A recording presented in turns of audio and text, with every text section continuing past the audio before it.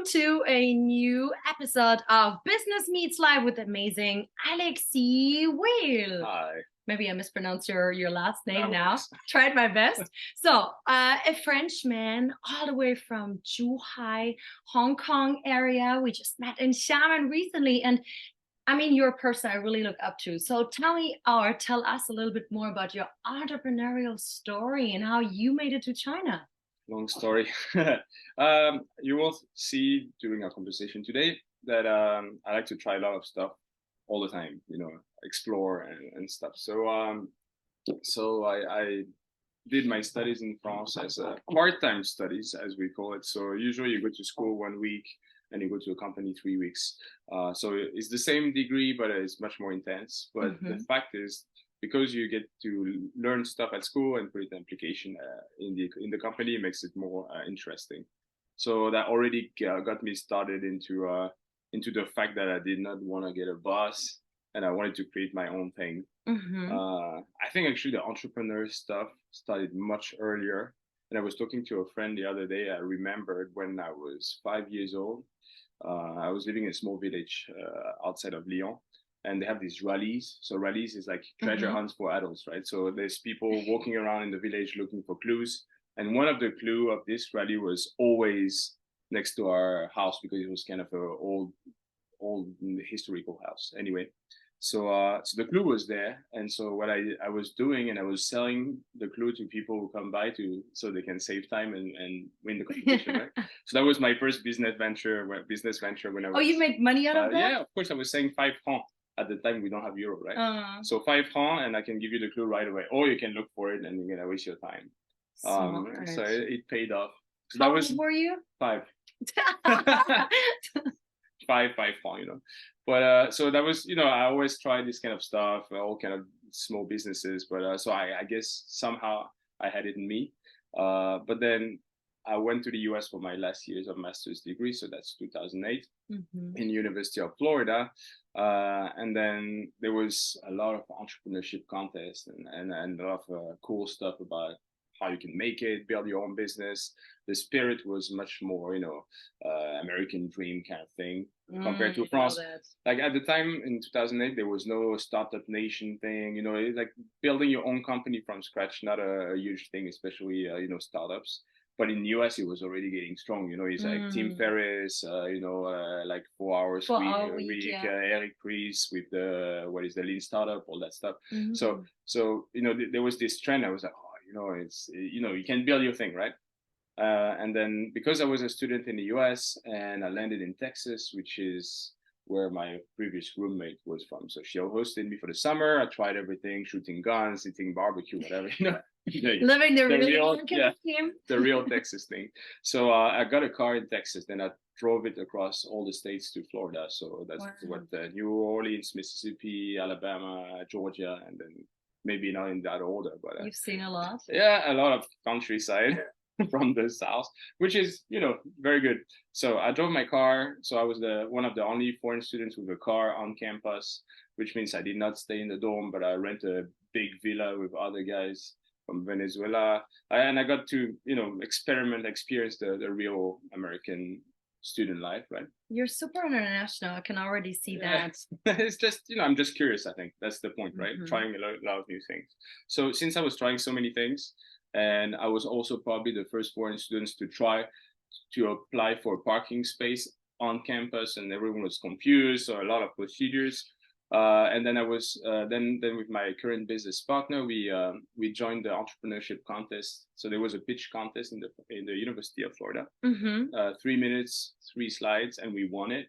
Woo! Yeah, that was cool. And the topic of it was to create packages for foreign students. Like a welcome pack. So you're a foreign student, you have no clue what's going on. And I have a service company that will help you with your visa, your car, your rental, all in one. I had a similar business in China at a university, but homestay. Yeah, exactly. Interesting. So similar stuff, right? So if you're a bit curious, like this kind of stuff comes to your mind. So we pitched this, we won another challenge, because when you win this kind of stuff, you get $5,000, but usually they remove it from your tuition. but I don't have a tuition because I'm an exchange student, right?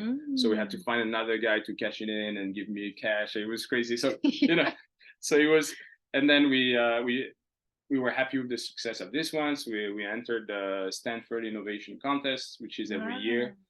They give you one item. You have 48 hours to create a lot of value around it. And that year was a plastic bottle, actually. Like, so the topic was plastic bottle. They give it to you at the, when it starts. You have 48 hours. You have to record the whole process, and you can build value around it. So economical value, social value, whatever. So with my current business partner, again, we built a team. We create a lot of things about recycling, and then we actually won the Green Award for it. So I was like, okay, I feel like I can build stuff, right? And then I was about to start this student business thing, and then I received a call. So that would be December 2008. I received a call from a friend and a guy I did business with before, and he tells me, I'm in Shanghai right now. I hate it, but people love it. Yeah, he's the kind of guy who likes things into order. Like quiet, organized. Not the flexibility, right? Not the China style in 2009 or even now. But he pitched me exactly the same thing. So welcome back students. We help them to rent a flat. So I was like, why not? Like, I've seen the US for almost a year. It's fun, but I may as well give it a shot to China. Yeah. So I told him, I'll fly back. So I flew back for Christmas. We worked on the business plan for 2 weeks. And then he gave me a key to an apartment, a shared apartment. And then he said, okay, you just go and we'll see. So I landed early January 2009. Doing packages to help foreigners. And so everyone, when you start pitching your stuff, everyone, you must have been here for a very long time. And I was like, yeah, 2-3 weeks. So it was a bit tough at the beginning. So that's my first venture in China, which absolutely did not work. There's no way you can make a lot of money with that because each client is different. Your customers are students. So by definition, they do not have money. Have no money. Yeah. Well, I was ambitious, I guess. Well, so far I've noted down tips from your story. Try out new things, experiment, and be curious because we want to learn of also what are your success principles. Okay, so what happened then? So, well, this one worked for a year. We kind of shifted into only real estate, helping people to rent a flat, but still not very scalable. We gave it a last shot. Brought a guy, Adrien Lemaire, who's based in Paris now.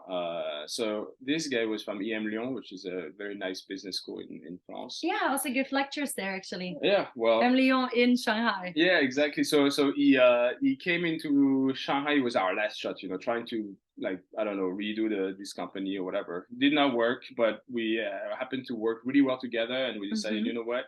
He was going nowhere, so we closed that business and then we started on something else. So we sat down. So this was not a failure, right? You learned from it and you just moved on. It was totally lose of face? Not lose of face, but totally failure. I think I got my mother's money, my parents' money, my uncle's money. They all gave a bit of, they tried to invest in my great vision. Which turned into zero. So I lost everyone's money, basically. Fail fast, that's what they said. Yeah, fail fast. That was a pretty fast failure. Oh, God, okay. A lot of money disappeared, but, at the time, it seemed like a huge amount. I think we raised like 30,000 euros. Ooh, big deal. But, it all vanished. That's the thing. So, yeah, it doesn't feel so good, right? to tell your family, well, I had very good dreams, and eventually your money is gone, and but I'm gonna do something else.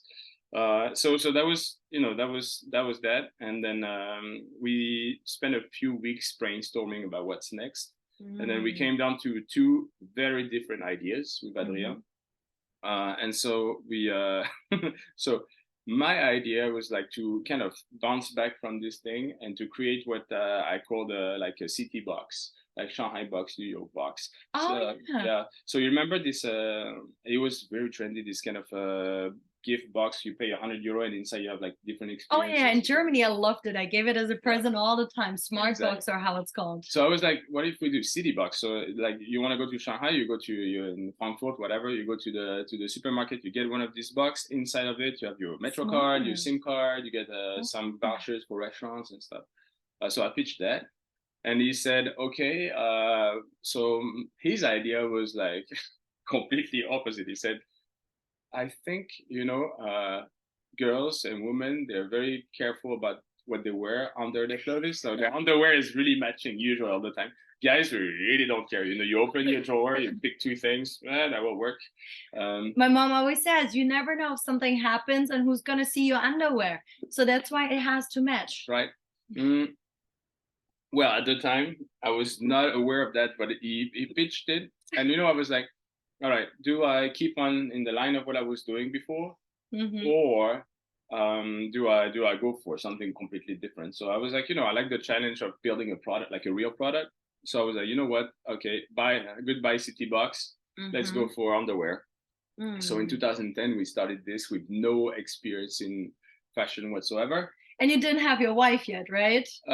She was not the wife status at the time, but she was already in the picture. All right. But I learned very fast that I could not use her as a translator very long, otherwise I would get in massive trouble. So at the time we're like, let's do fashion. So I was supposed to be in charge of the product and the tech, like the website, e-commerce, and Adrien would fly back to France and do marketing, promotion, sales, everything on the French side, because the idea was to make it in China and sell it in Europe. And the brand is called Dagobert, which is a famous kids song about a king that puts his underwear upside down. Oh, yeah. But then we twist the name to make it more international. So Dagobert is supposed to be like you wrote it, but like we changed the bear into B-E-A-R, like a bear. Oh, yeah. So the logo is very cute. If you Google it, you'll see it's like a little bear with a crown. So it's still existing nowadays. Yeah, we sold it to a big fashion group in 2019, right before COVID. So 99 years later, right? Yeah, pretty much. Yeah, 9 years of hard work. I never would have thought that you were into the female lingerie. So it was not female, it was male.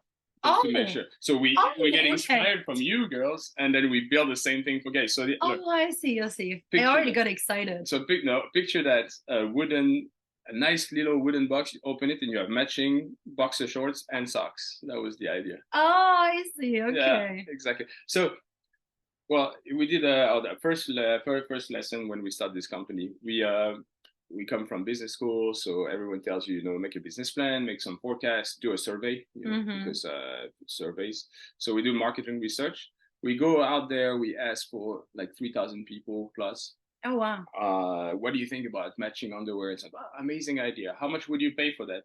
Nothing. Yeah, no, 30 euro, 40 euro. Yeah, sure. I mean, Calvin Klein stuff is expensive. If your stuff is good, I'll pay the money.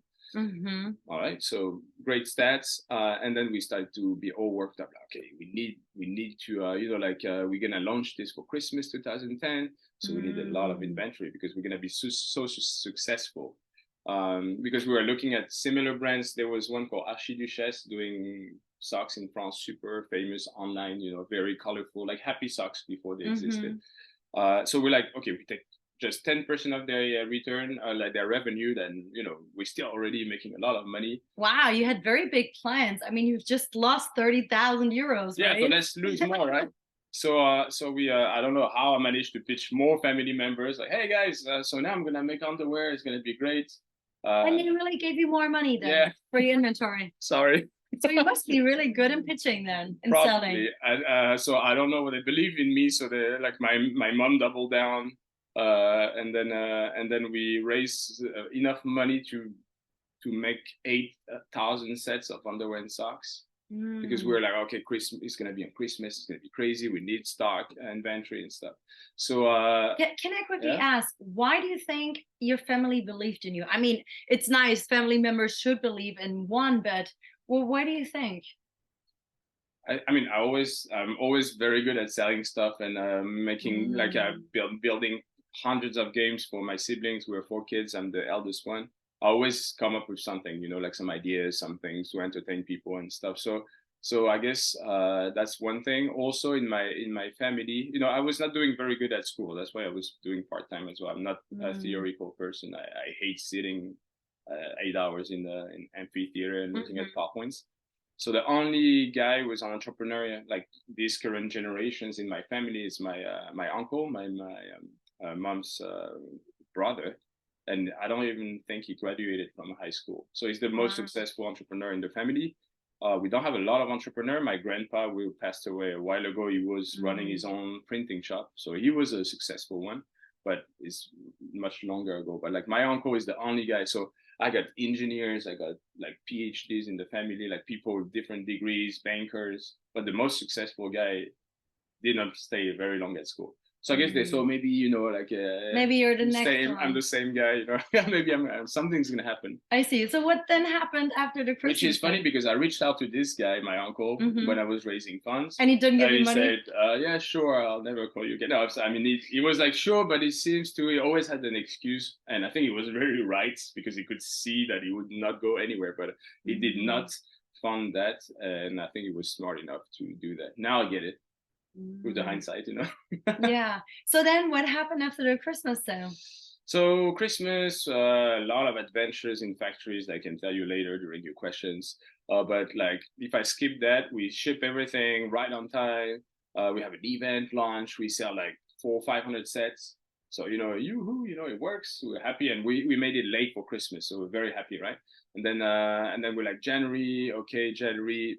I think we sell like 50 sets, but like it's January. So, you know, it's after Christmas. No one wants to spend us. That's the excuse. And then February, Valentine's Day. So we're like, 200 sets. So we're like, cool. So 500 plus 50 plus 200. Yeah, we get like 750 clear. So we're like, yeah, we're right. You know, we have the stuff. We're on the curve. And then March, we sold 23. And April, maybe 3. Oh. Yeah. On the e-commerce website. So all day long, we're looking at, you know, the stats and we're like, all right, no sales today. So we realized that actually after the hype of the launch and our very good friends, those who really don't care about the price, it seemed that our price was too high. Our product has some issues. So you got your learnings out of it. It's good. That was a very tough few months looking at sales number. I mean, when you sell 2 things in 1 month and those things are just underwear is kind of sad. So you really get demotivated or what did you do to keep your motivation up? I was tough because the thing is we raised money for that, but we spend pretty much 80% into buying the products. So yeah, very smart. So we end up with actually by today, I think my Adrien, my previous business partner, he still have some of the boxes at home because we never managed to clear it out in 8 years. Oh, but your business was 9 years old. We still had the box when we sold the company, like some of the gift box original. So how did you make your company successful then? And I mean, you sold it to a French fashion company later on, right? So what is funny is what happened is for a couple of years, we see a trend in the market on accessories, or like this kind of straight ties, you know, the woven ties, cool bow ties, and we know these products are made in China. They look cool, like this elastic belt. I don't know if it was very hot at the time. You know, they're made of elastic for guys, and you just pull it and all this stuff, and it's kind of trendy, very Parisian stuff. And we're like, okay, but once again, we blocked ourselves into a business mode, like business school thinking kind of. And we're like, okay, our job is to make underwear. So we only make underwear. We don't want to dilute, you know, our branding, which is completely stupid because the thing is when you have a new brand, which is a year old and you sell like 30 pairs of underwear per month, you do not have a brand image, you know. It's interesting that you say that because, I mean, business school is there to teach us something good, right? And because I follow a lot this coach called JT Fox. He's a serial entrepreneur. And what he always says is like, I mean, if it's not working, right? I mean, you have to try different kind of things, but if it's not working at one point, like there's also stop doing list. You have to stop doing it, right? It's very or you have to innovate or go in a different direction. And I've also recently just analyzed again, okay, what is working for me, what not? And then, I started to create a stop doing list for one of the things I'm actually now trying to innovate. And if this doesn't work out because the team is still so motivated, they don't want to drop it, then it's really time to stop doing. So how did you continue then? So our problem was mostly to start doing something else, not to stop doing the underwear. The underwear was there, but like what is funny, it was not the cash cow. We were like, okay, you know what? Let's go lean. Like that's when I read the lean startup thing, and we were like, you know what? Let's just list it on the website. So instead of trying to make a plan and let's just shoot the products, get a like 20 of each, and list it on the website, see what happens. Because we're like, like in our mind, it's so complicated when you're so much into your thing. We're like, yeah, but people will feel betrayed by the brand, and you think like you're Apple or something, because it's normal, you're a founder.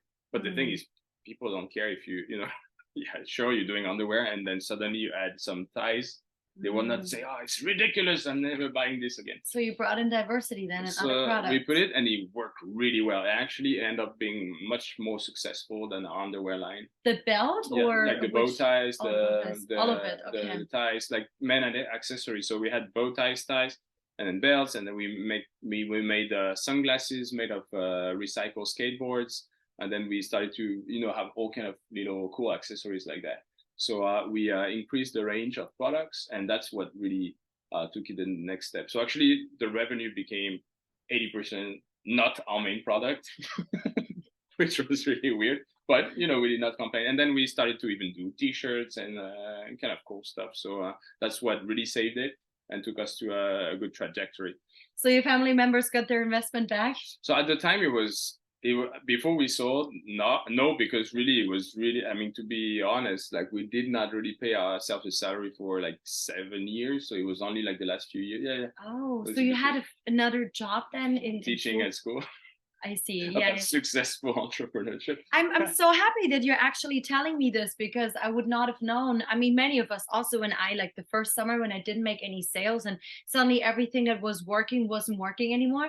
What saved my ass, excuse the wording, was teaching in China. Teaching in Univ definitely pays pretty well. And then I was doing different programs where I really tried to give them, a direct sense of what it is to be on the you field. taught at university. I've seen it on your LinkedIn, right? SK, right? SK, different like Shanghai University, Jiao Tong. I was going around and doing different. So either just as a speaker for a few hours, or a full program up to, I think, up to 23 classes of 3 hours. So total 60 hours plus for one semester. Wow, I'm seeing a completely new side of you now, because now I see you, I mean, at this like tech conference we just met. So what happened after all these ventures? So you also sold this fashion company. And I mean, right now you're in a completely different industry. Yeah. I know you have restaurants in Zhuhai, you have your IT startup. So tell me a bit more, and how did you get into these ones?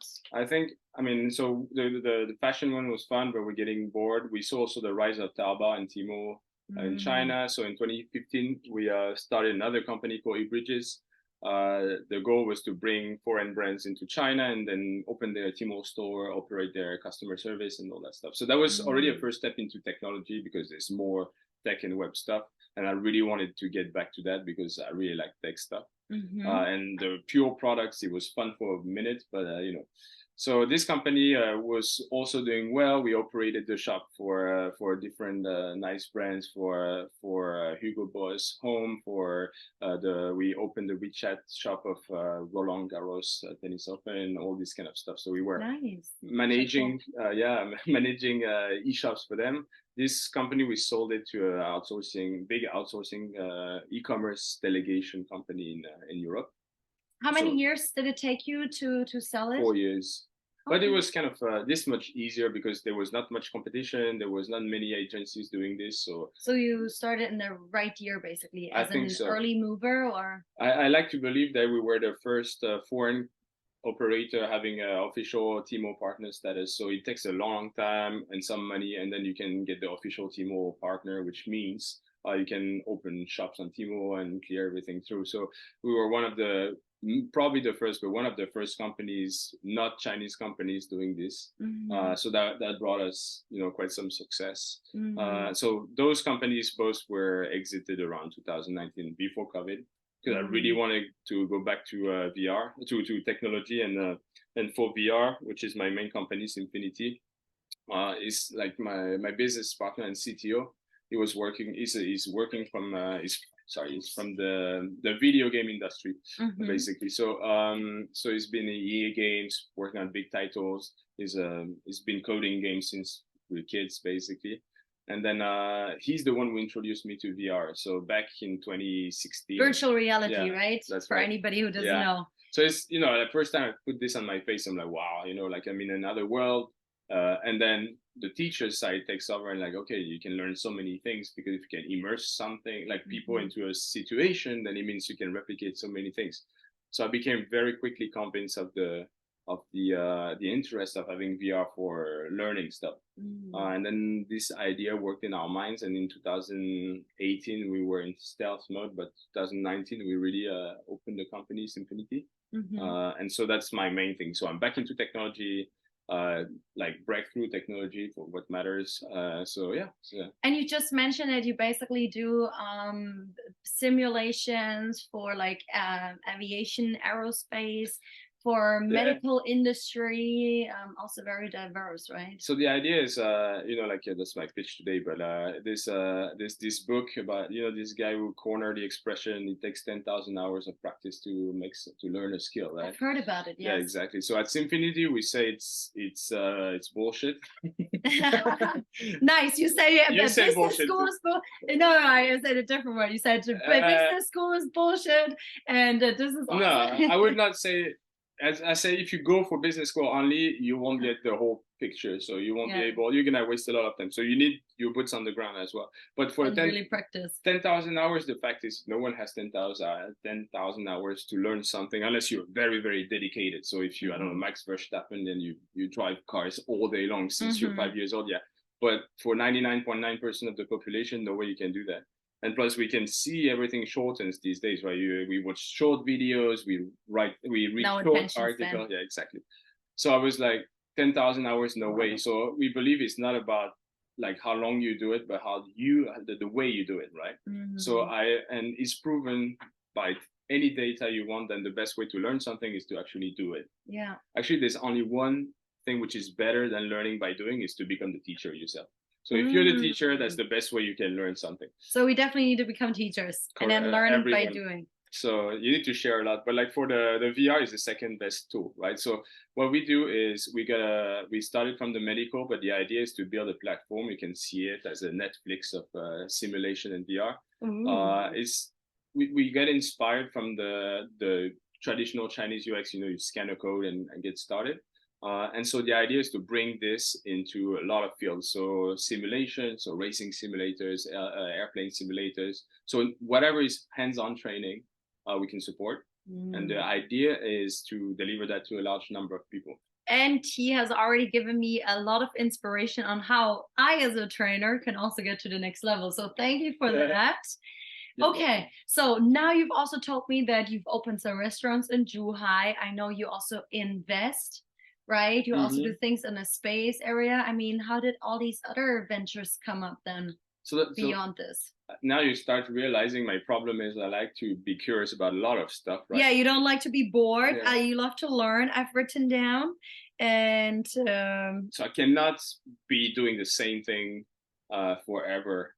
When it comes to businesses, and a lot of successful entrepreneurs seem to have that. Yeah, I guess there's two different kinds. There's those who are super committed and will never let it go, and then but I'm not one of these guys. So I believe that I mean, in general, what I would say, I guess, is the yin yang thing, China thing that throws on me. But the idea is like, I think you need some stable stuff in your life and some unstable stuff, and then the combination of two will be good.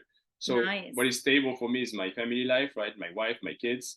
So this, I stabilize this. I have lovely time with my family, and then I make sure it's very balanced with my work. And work is completely crazy; it goes all over the place. So this balance of the two keeps me, going. Now, when it comes to managing 1 million things at the time, pretty easy. So you don't want to spread yourself thin. You're already answering all the questions that I wanted to ask. Exactly. Continue. I love it. I can see it coming. So the idea is like a lot of people, like I used to hear, if you do more than one thing at the time, I hear it often. I mean, focus. Multitask does not work. It is proven, like, there's a different tests you can do there. Yeah. I do it for my students, you make them write a list, 1, 2, 3, 4, 5, and A, B, C, D, E. And then you tell them now you take 2 pens, one black, one red. The red one you'll do the numbers, and the black one you'll do the letters. And then say now you do 1 in red, then A in black, then 2 in red, and they will see that by switching and changing your mind all the time, they will waste a lot of time. So multitasking doesn't work. So the only thing I learned is basically I'm not operational in 90% of what I do. So my main job is CEO at Infinity, and that's my operational job. Now for the restaurants, for the mall, for the racing simulation center, for my car building project, just that. For space investments, blockchain, whatever fields like high tech stuff, I just trust the right people. So I understand that if I put smart people in charge, which most of the time are actually smarter than me, because you know they need to be very good in the field, right? I have know nothing about operating a restaurant, and I'm not gonna learn it. So I'm gonna fast, like very fast, try to understand the basics. You know, I'm good at this. I think that's one of my skill. I can grind through a new topic in a few hours or days, and then I get a very good global picture. So I'm not becoming an expert by no means, but I get it.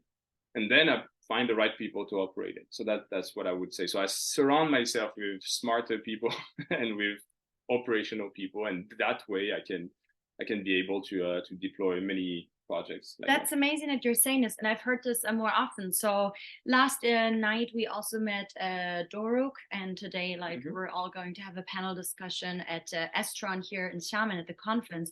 And Doruk was also saying with whatever he does, I mean, he's not the operational person. He's good in delegation and also like in the strategy and decision making.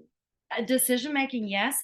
And then what you also just said, get the right people. So I was interviewing the founder of Reebok, of the sports shoes, and he was saying exactly the same. It's all about the people and getting the right team. And you just said try to get like experts and people who are smarter than you.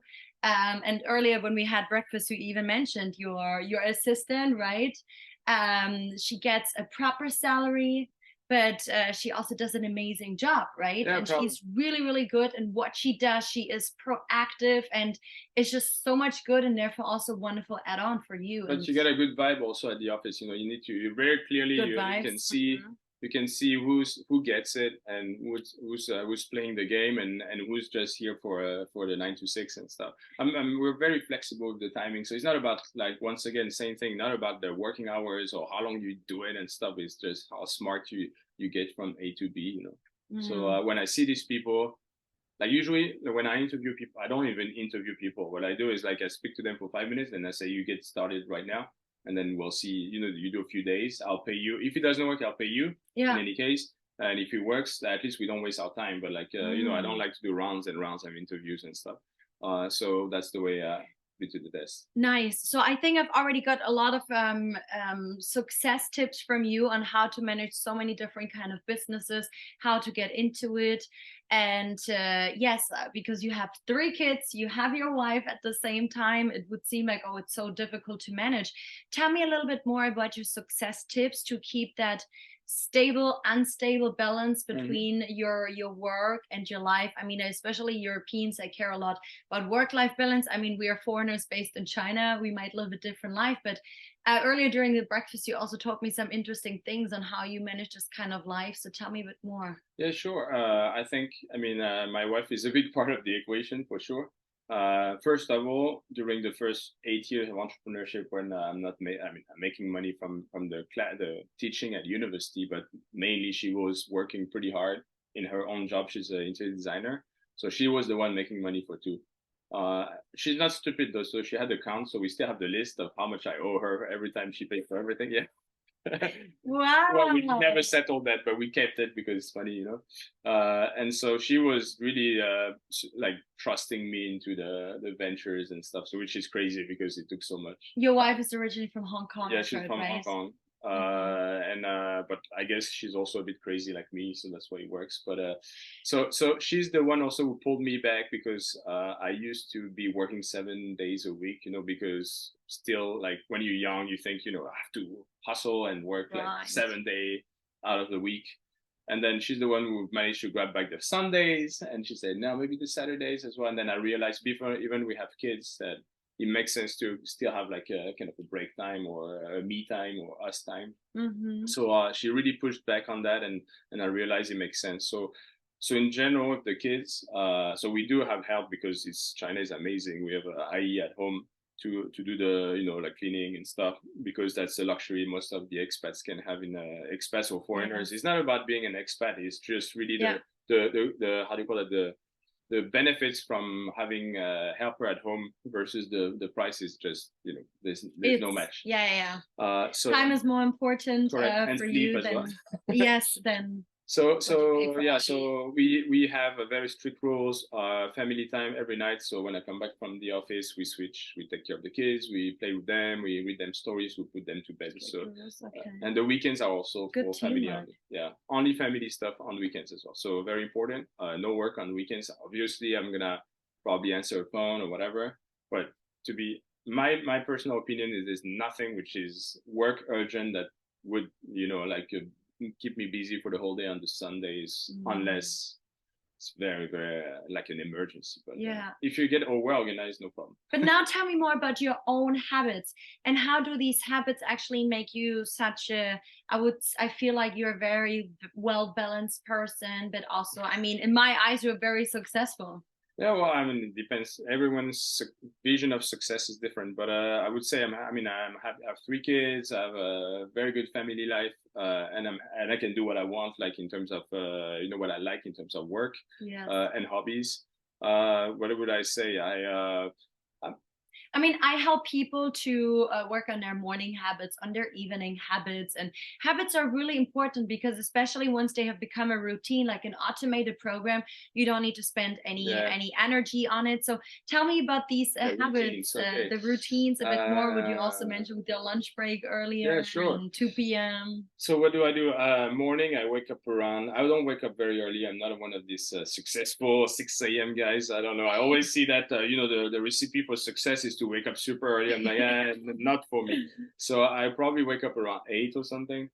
Which is still not late, right? Naturally, so no alarm clocks, because if you condition yourself, usually you can, unless it's something very important, but I like to not have the pressure of a ringing tune. And to be fair, I always wake up at the same time anyway. That's amazing. So usually I get a shake at home. I'm just make a banana, whatever, power shake in the morning. I was like, somebody's shaking you. And then I don't get a coffee. I drive straight to work, and I do my coffee at work. So the first thing I do when I come to work is have a coffee, and it's a machine that my wife got me. It's Japanese. It's very cool. It's called Balmuda. And it's a drip coffee machine. So this is very important actually, because I used to do Nespresso machine, and I realized that the thing is Nespresso is like bam, bam, you put the capsule, you close it, you push it, and 5 seconds later you drink your coffee. So when I picked meditation a few years back, I realized you have to pace down some of the stuff. Sounds like mindfulness. Yeah, exactly. Mindfulness a little bit. So I realized that actually having a dripping machine where the water comes slowly, and this brand is crazy because it's Japanese. So all the prompts, instead of having the beep, beep, beep, it sounds very Japanese. Like everything is soft. Everything is like little chimes. It sounds like chimes when the coffee is ready. That is like so, and it creates nice smoke, and it's very slow. It takes like 5-10 minutes to make your coffee. Meanwhile, I do nothing or I look at it. Which again is like a mindfulness meditation and helps you to recharge. If you just stay focused, you use the sense of like visual, looking. Yeah, so that works. That's what I do in the morning. Then I catch up with the team, usually 5 minutes stand up. So I gather everyone as a team basically, and we chit chat really quickly. Then I get to work, and then one thing I do every day, I go to the gym at 12. So for 45-50 minutes. As I was telling you, I hate gym. So I told my trainer, build something where I don't have to stay in there more than 15 minutes, which is less than 1 hour. I want to be under 60 minutes. So I said, you build something, it's intense, I don't care. I'll come here every day. Your mind wants to get distracted. You don't want to think about demotivating yourself. You don't even give yourself the chance to get demotivated, you said? It's just, I'm really not a big fan of working out, because I feel there's no, the purpose is there. It takes years to improve your body condition. But like when I play, when I do a sport, which is more like a game, you don't think about it, right? So I like the thing where, once again, probably like VR, where you're so much into it that you don't see the time pass by. Yeah.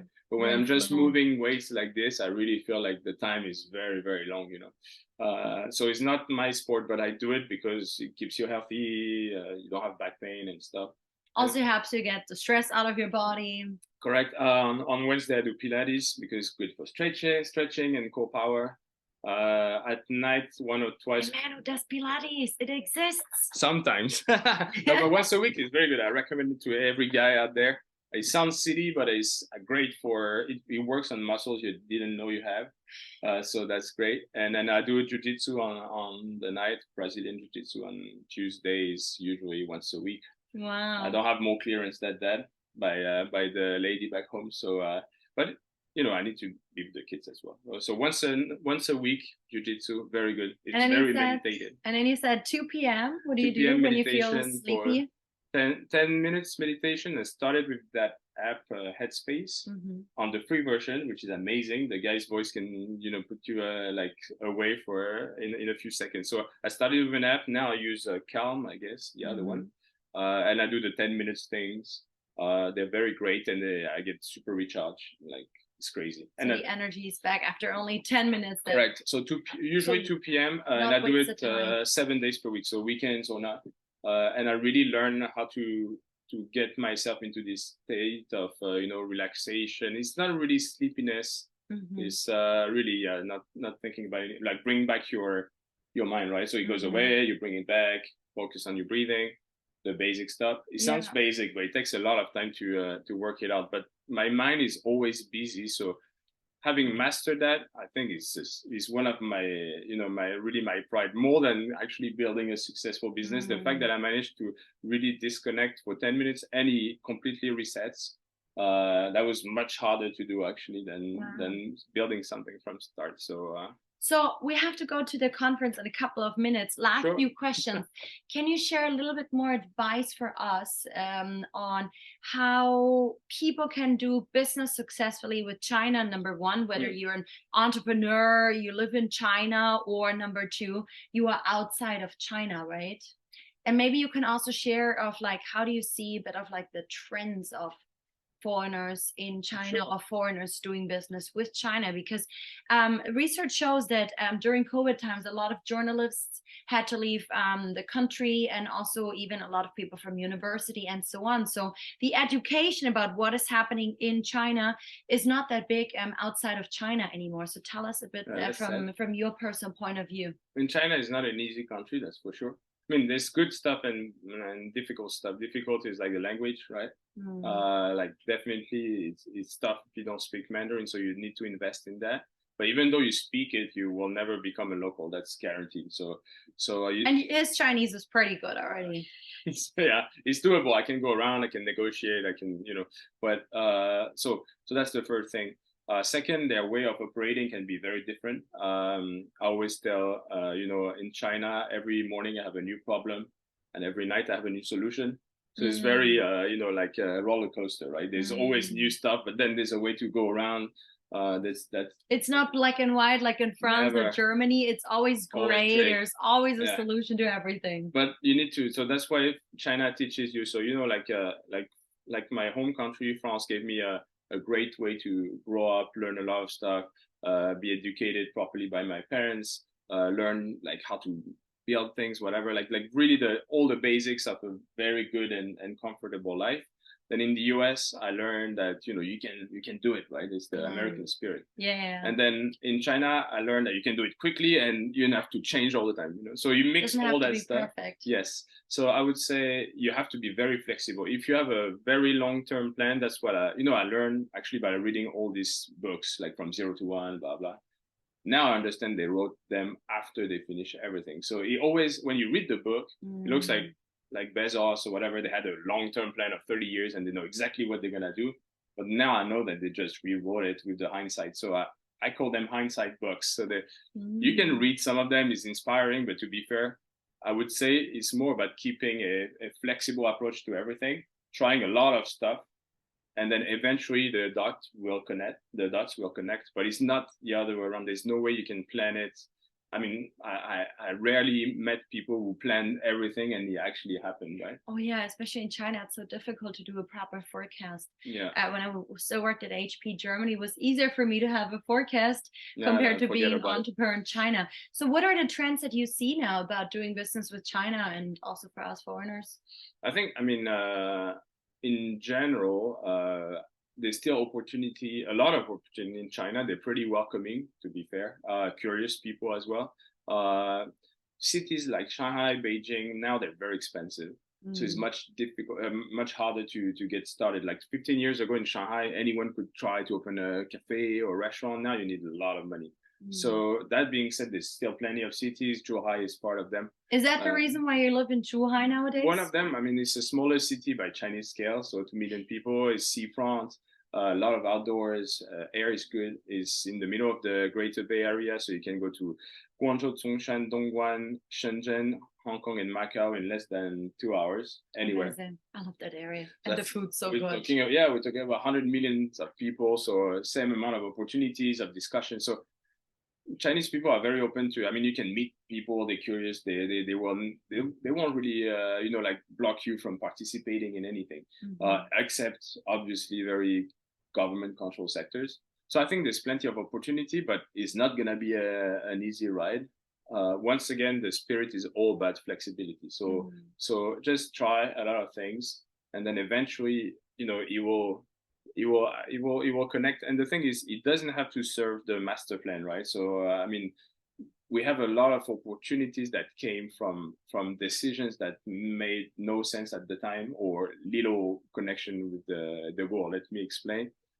Typically, we do a lot of VR conferences like today, and then I was planning to go to one in Shanghai, and my staff looks and they say, this one, they're in Minhang district, they're very far, they're not very popular. I don't think we should do that. Plus, it's not exactly related to what we do. I said, they invited us, why not? So I went there. It was okay. There was not a lot of people, but the few people I met there, they were very cool, from the same industry, sharing the same things. And once I got on the stage and I pitched, like right after, I have like Cathay Pacific came to me and they say, oh, we're looking for VR training. So, we always wanted to work with the airlines. And here they are, right? Yet it's not like I planned. I told my team, okay, I'm gonna go to Shanghai, so I'm gonna meet an airline, so we're gonna end up in Hong Kong, like working with them. So see my point. Was it like the law of attraction? I don't know if you believe in something like this. I think it's the law of trying everything you can all the time. That works. Be curious. Now, last one, and then we really have to go because you have to pitch in a couple of minutes on stage. So now you spoke about the books. They basically were written and they're geniuses, but like hindsight books, right? So what is like one advice you wish you had earlier? One advice I had earlier. Be a bit less cocky, more humble, but it's very difficult when you get started with your business. You're proud of it. You're young. Actually, it's funny. Or is that the French culture? I don't know. Maybe it's just me, but like in my family, we have a good tradition, which is every year at the end of the year, every single member of the family will write a letter about what we did, like a retrospective of the whole year. Nice. So we write maybe half to one page, then we gather everything and we combine it into a family letter. So now we have over 120 people writing every year. Wow. So we have a full record of the last decades, like 30 years of what you've been. Amazing. Yeah, it is. First, it's amazing. So we know what people are doing, and it's crazy. You can see the life path. It goes all over the place. And so it's like 4 generations. I would say it's my grandparents, my parents, mine, and now I'm talking about my kids. So until you're a certain age, usually your parents write for you. So I can see my parents' disappointment when I'm at school, this kind of stuff. But like I went back and read the ones when I started in China, and I don't think I would spend a lot of time with myself because I'm like, yeah, I'm in China, I'm gonna open my company, I'm gonna be super successful. It was, way too much. So one thing I learned by meeting people who are much more successful than me, super rich people, whatever, those who are really super successful in terms of money or anything else, usually the best ones are really humble, kind of quiet, which is not my best skill. So I would say, yeah, if I met myself back in early years, I would say, take it easy. You don't have to brag everywhere that you're going to open your company. So keep it Okay. level, low key, and try many things, and don't be proud too fast, because it takes a lot of time to build something proper. Thank you so much for your tips, guys. I hope you also took notes like I did. Start taking action, even if it's just one tip that you really like that Alexis gave you today. Tell your friends about it if you like the podcast. Start following him as well. Thanks for your time. Let's quickly book a Didi because you have to pitch at the conference. Take care, guys. Cheers.